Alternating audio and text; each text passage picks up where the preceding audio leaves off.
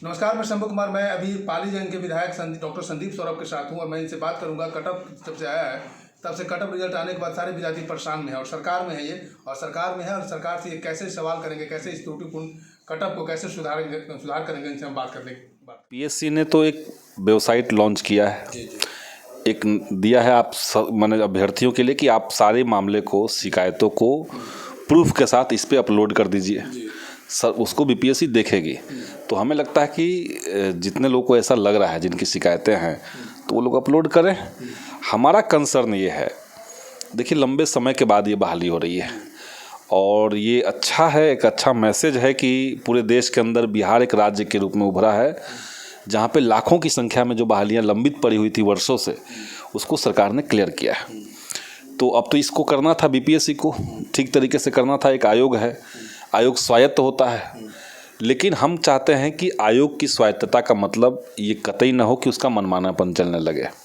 इसलिए सरकार को भी इसमें हस्तक्षेप करना चाहिए और जहाँ पे गड़बड़ियाँ दिख रही हैं उन पे तत्काल संज्ञान लेकर के और उसको सुधार करके और सेकंड लिस्ट तो हर हाल में रिलीज़ करना चाहिए। देखिए जितने लोग का गड़बड़ी हुआ है, जिनका रिज़ल्ट हो गया है लेकिन वो एसटीटी उनके पास अगर मार्कशीट नहीं है या कोई और चीज़ है, डॉक्यूमेंट में कुछ कमी है या कट ऑफ से नीचे है जो आप कह रहे हैं, हम तो इसको अभी तक देखे नहीं हैं, तो ऐसे लोगों को बाहर निकाला जाए और वैसे लोग जो मिनिमम एलिजिबिलिटी क्रॉस कर चुके हैं, उनके डिपार्टमेंट में, उनके कैटेगरी में सीटें बची हुई है, उनको लिया जाए।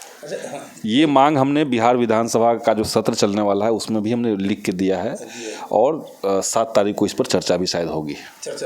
लेकिन सर, आप जो कह रहे हैं कि वेबसाइट आ गया, अपलोड कर देंगे, सब कुछ होगा, लेकिन इसको त्रुटि ये नौबत क्यों आ जाती है? बीपीएससी पर सरकार ट्रस्ट करके बीपीएससी को दे दी, ये नौबत क्यों आ जाती है? ये ऐसा मतलब कि झोल है, होता है कि पर्दे के पीछे वो लोगों को पता नहीं चलता है, लेकिन साफ साफ पता चल रहा है। तो ये नौबत क्यों आने देते हैं कि विद्यार्थी को रोड पर उतरना? अब तो इसको डिटेल से देखना पड़ेगा। इस तरह का नौबत तो आना नहीं चाहिए। जब आपका कट ऑफ तय है तो कट ऑफ से कम रहने वाले लोगों का कैसे हो सकता है? अगर आप कह रहे हैं तो उसमें क्या सच्चाई है, उसको तो देखना पड़ेगा। बात तो सच्चाई है। हम लोग अभी जब से कट ऑफ आया है तब से हम डेली रिपोर्टिंग कर रहे हैं, इस पर 2-3 रिपोर्टिंग कर रहे हैं, ग्राउंड पर जा रहे हैं। लोग हम खुद देख रहे हैं कि ओएमआर सीट में उसका नंबरिंग मिला रहा है, उसमें 61 नंबर आ रहा है, सरकार रिजल्ट दे दिया कि 17 नंबर है। यहाँ तक एक केस तो 2-3 केस तो ऐसा मिला है कि लड़का कैंडिडेट प्रेजेंट है एग्जाम में, लेकिन आयोग जो है उसका रिजल्ट इसलिए फेल कर दिया कि आप एग्जाम में उस सब्जेक्ट में प्रेजेंट थे ही नहीं।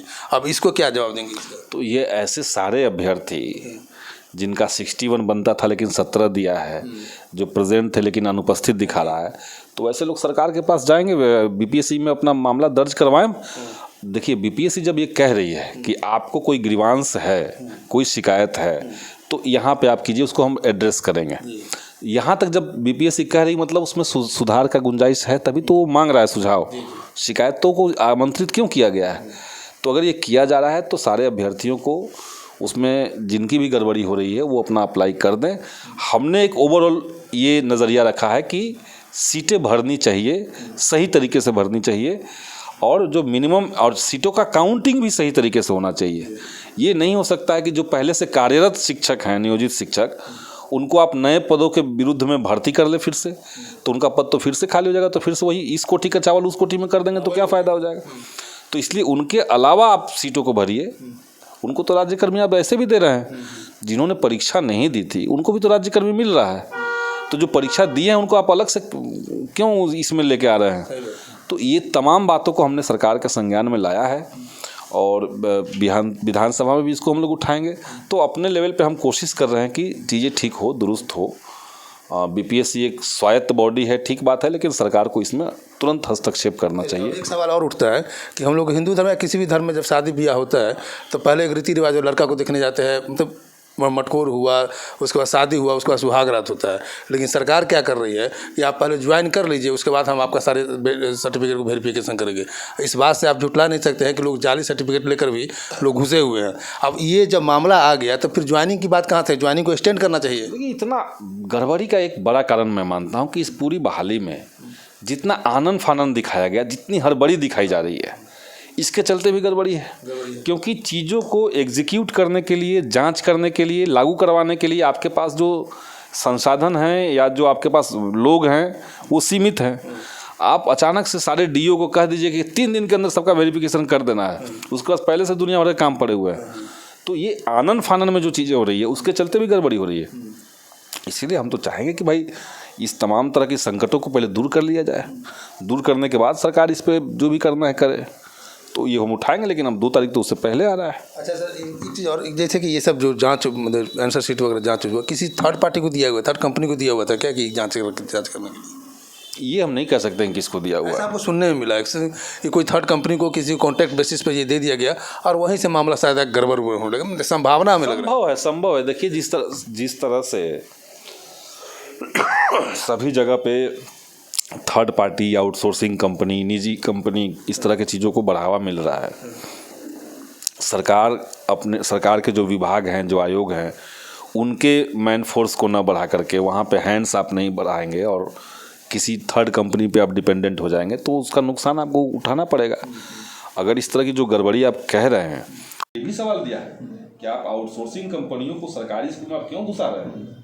वहाँ पे कोई आरक्षण नहीं है, समाजवादियों की सरकार बिहार में कहने के लिए। तो इसलिए ये जो गड़बड़ी हुई है आउटसोर्सिंग कंपनियों वाली, इसको दुरुस्त कीजिए। और जो आप कह रहे हैं बीपीएससी का रिजल्ट, इसको दुरुस्त करके और बगैर हड़बड़ी के, क्योंकि ये छात्रों का भविष्य का सवाल है। कोई भी बहाली कंप्लीट तभी माना जाएगा जब उसमें जस्टिस इंश्योर होगा, उसमें न्याय की अगर गारंटी होगी तभी उस बहाली को कंप्लीट माना जाएगा। और न्यायपूर्ण तरीके से, भेड़िया दशांत तरीके से आप किसी को कुछ भी कर देंगे तो वो तो ठीक बात नहीं है। नहीं, उसका मैसेजिंग ठीक नहीं है।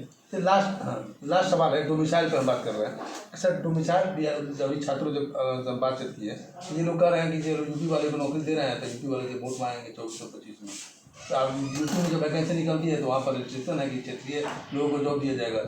ये फंडा हमें सब, क्योंकि बिहार में तो रोजगार है नहीं, ना फैक्ट्री है ना कंपनी है, जो कम्पैक्ट है उसी कम्पैक्ट में मारामारी है। तो ये सरकार को इस पर पहल करना चाहिए और आप लोगों को सपोर्ट करना चाहिए। हमने तो सपोर्ट किया है, हमने मांग उठाई है और अभी भी हमने मांग उठाई है। अगर आप देखेंगे तो हमने कहा है कि बिहार में ये जो अभी बहाली हो रही है इसका अनुभव सरकार ले और हर हाल में बिहार में डोमिसाइल की नीति लागू हो।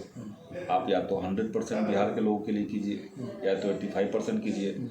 खास करके ऐसे वक्त में जब कई सारे राज्य, जो पड़ोसी राज्य हमारे हैं, झारखंड है, उत्तर प्रदेश है, आगे जाइए गुजरात में तो C और D कैटेगरी के सारे नौकरियों के लिए इंटरनल रिजर्वेशन कर दिया है। हरियाणा ने कर रखा है, यूपी ने कर रखा है, झारखंड ने कर रखा है। तो सारे राज्यों में ये पॉलिसी चल रही है कि राज्य सरकार के अधीन वाली जो नौकरियां हैं उसमें सिर्फ इंटरनल रिजर्वेशन रहेगा।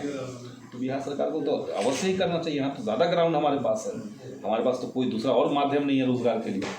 जो सेंट्रल गवर्नमेंट की बहालियाँ आती थी रेलवे में और सेना की बहाली थी, सब चौपट कर दिया इन लोगों ने। तो जो रही कैसी जो बचा कुचा जो नौकरी है वो यही है सब बिहार में।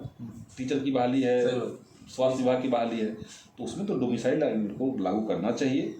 और हम लोग तो ये मांग उठा रहे हैं फिर से, और हमारे मांग के बाद ये हुआ था। हमने विधानसभा के अंदर ये मांग रखी थी कि डोमिसाइल नीति लागू हो। उसके बाद सरकार ने एक सर्कुलर ला करके कहा था कि हम डोमिसाइल लागू करेंगे, लेकिन पता नहीं किस कारण से बगैर कोई रीजन बताए अचानक से डोमिसाइल हटा दिया गया। उसका परिणाम दिख रहा है। विद्यार्थी लोग कह रहे हैं कि के पाठक और अतुल कुमार दोनों यूपी के हैं, तो शायद उनका भी दबाव हो गया था। अरे के पाठक जिस तरीके से शिक्षा विभाग चला रहे हैं, हम उनके कुछ कार्यों से भले सहमत हो सकते हैं, लेकिन उनका जो अप्रोच है, जो बॉडी लैंग्वेज है, वो तो कहीं से भी शिक्षा विभाग को चलाने लायक नहीं है। मतलब टीचर के साथ ऐसे बात करते हैं जैसे कि उनका नौकर है। टीचर के साथ बात करते हैं। मैं सचिवालय में गया, मैं दूर से ही सुना, वो अधिकारियों के साथ, कर्मचारियों के साथ गाली गलौज से बात करते हैं।